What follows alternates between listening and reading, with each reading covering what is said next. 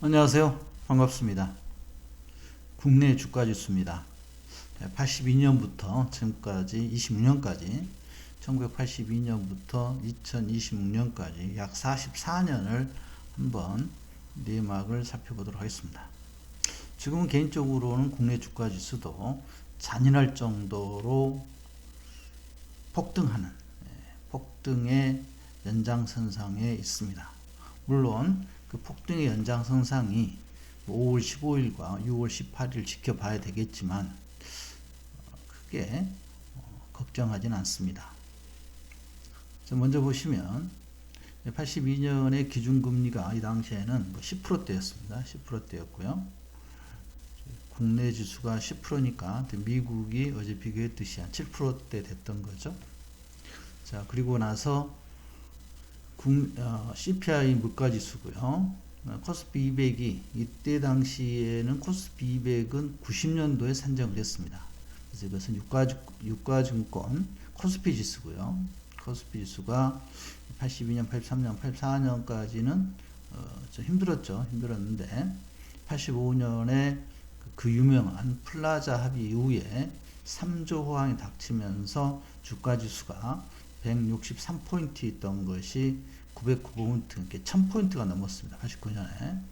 그래서 역사상 첫 1000포인트를 돌파를 했고요.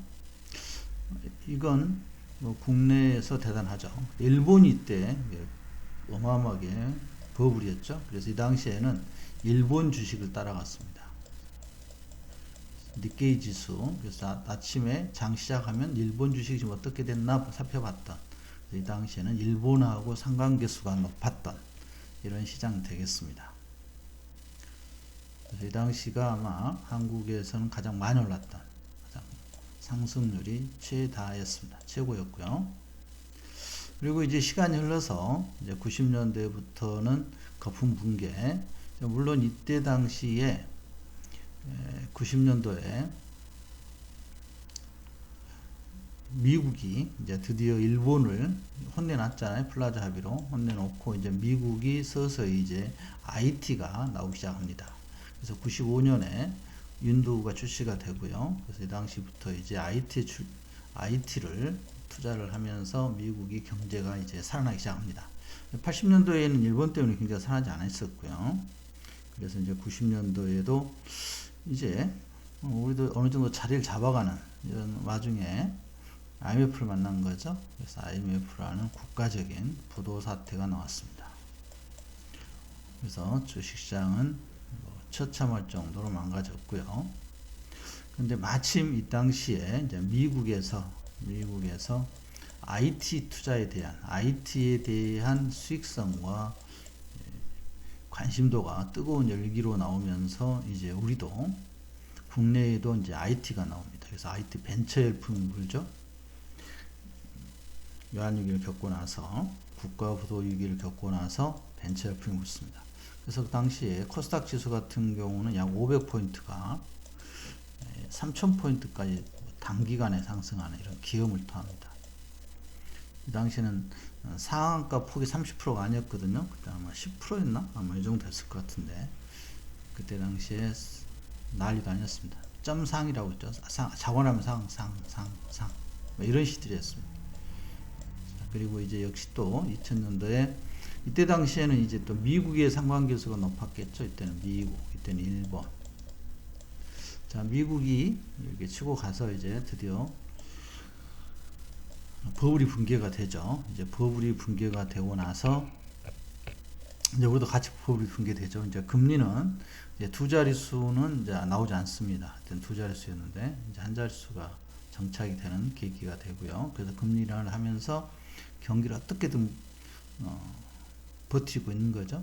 그 다음에 2002년도에 월드컵이 있었는데 카드 사태라 그러죠. 카드 대란. 왜냐하면 이때 당시에 이제 수출이 되지 않습니다. 이때 당시에. 그래서 내수를 살리기 위해서 내수 소비를 증작시키기 위해서 카드를 때 많이 남발했다. 그래서 이제 카드 대란 사태가 터지고요.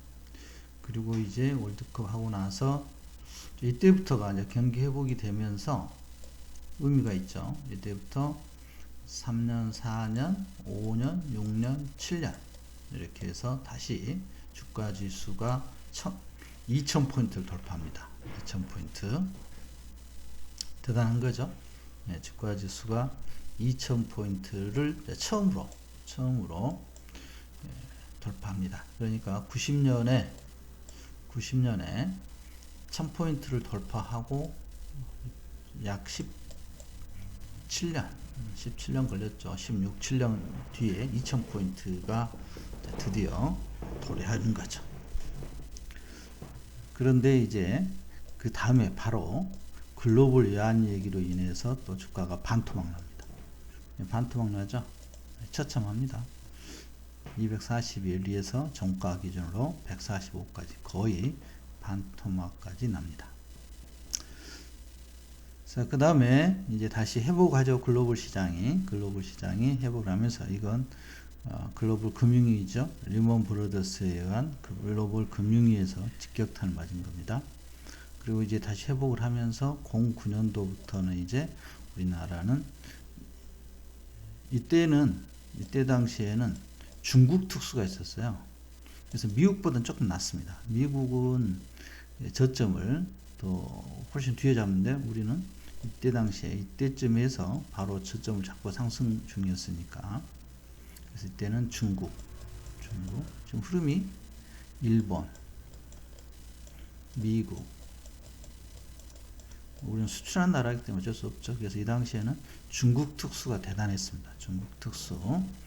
그 당시에 2008년도에 중국에 올림픽이 있었는데 주가 지수가 6000포인트가 넘어갑니다. 6000포인트가 넘어가죠. 상위 지수가.